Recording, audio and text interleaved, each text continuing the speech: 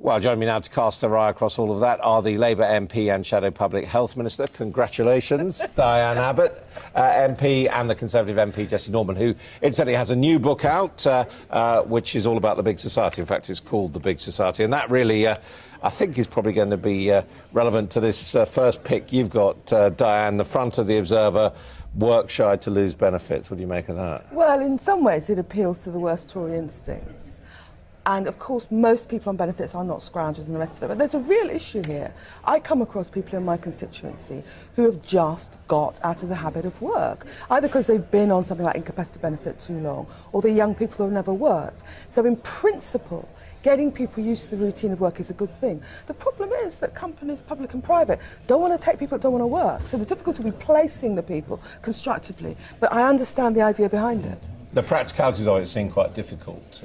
Well, I think it remains to be seen. We'll have to see what the white paper says when it comes out later in the week. But this, the suggestion is that we are talking about a work placement of 4 weeks or something like that.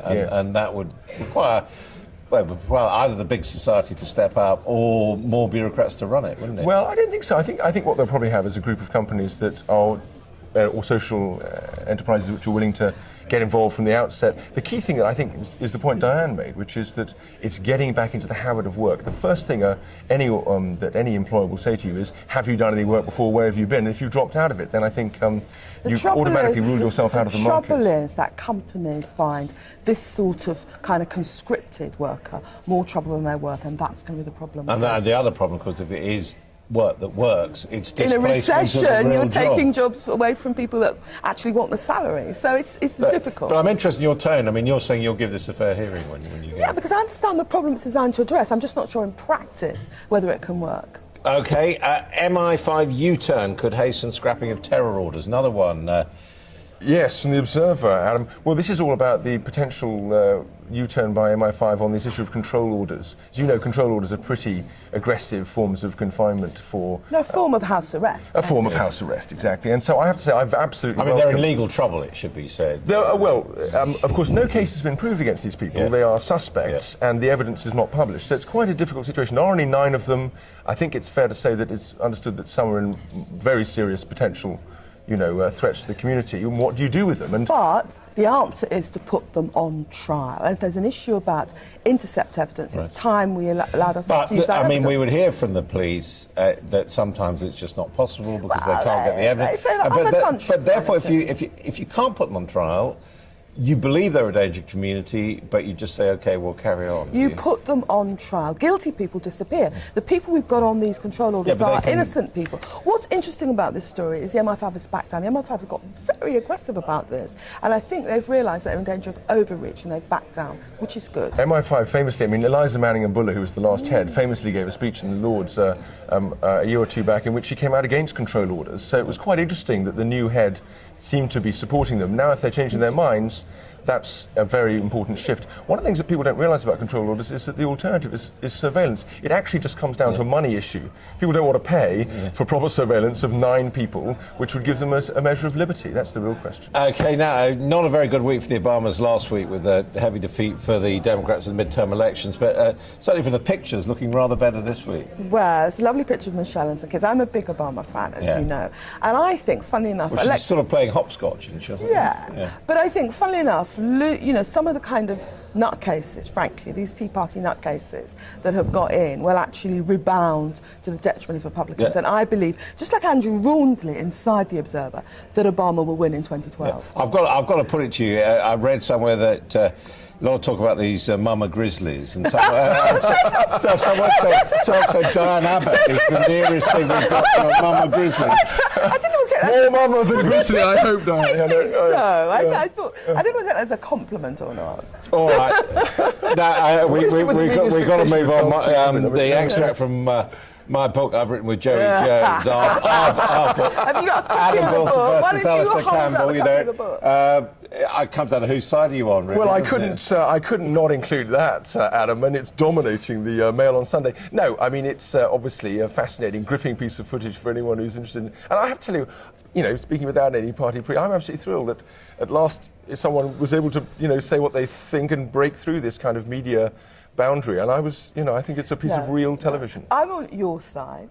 I think perhaps you went slightly too far, but I think you must have been exhausted, because as far as I knew, you'd been doing Well, television non-stop for days and days. It wasn't my proudest moment, I have to say. But I think that Alistair Campbell, you know, he built a career on pushing people about, both psychologically and physically, and it was quite good to see somebody stand up to him. OK, well, we'll move on quickly now. What's this one?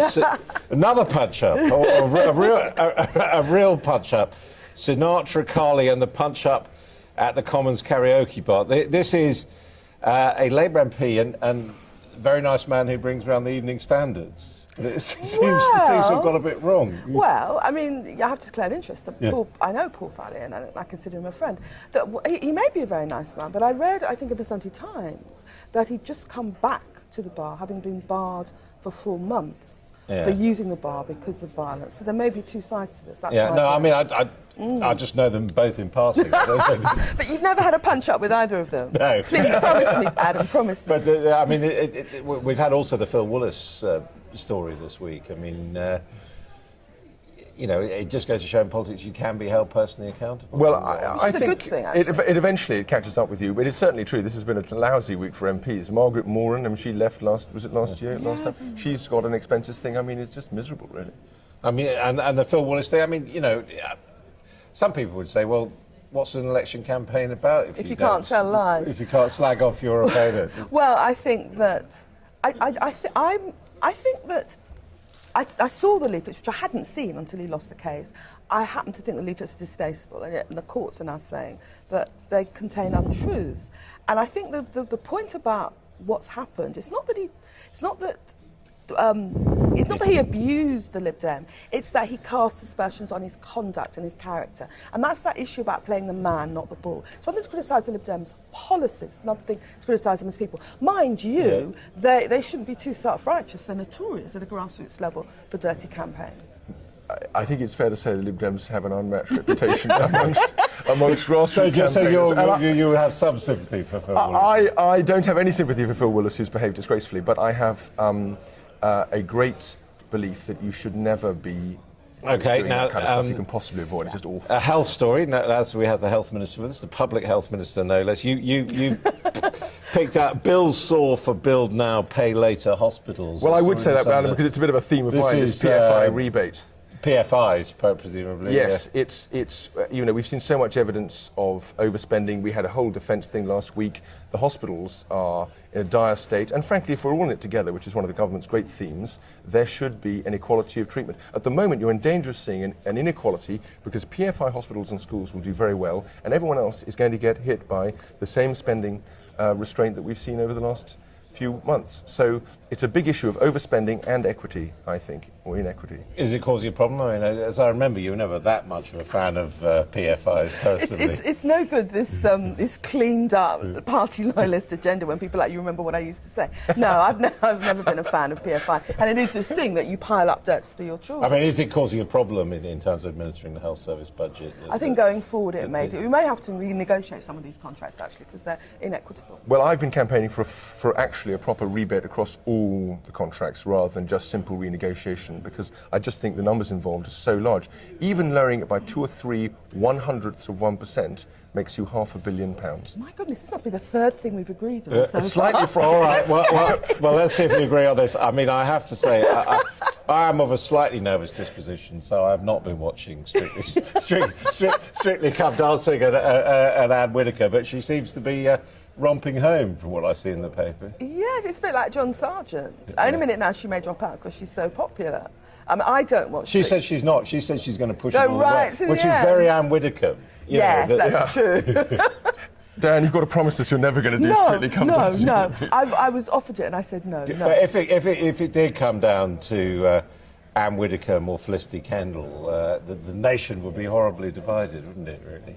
I think Anne would win, though, don't you? I think Anne would win. Anne would win. The priceless thing about this photograph is not just what Anne's got on her face, but what Anton Zubek's got on his face. I do have to ask you this, as MPs, is she enhancing the reputation of Parliament by doing Strictly? Yes, I think she is. I think she's doing more for the reputation than most other things we've seen over the last few months. Thank you both very much indeed. Real pleasure to see you.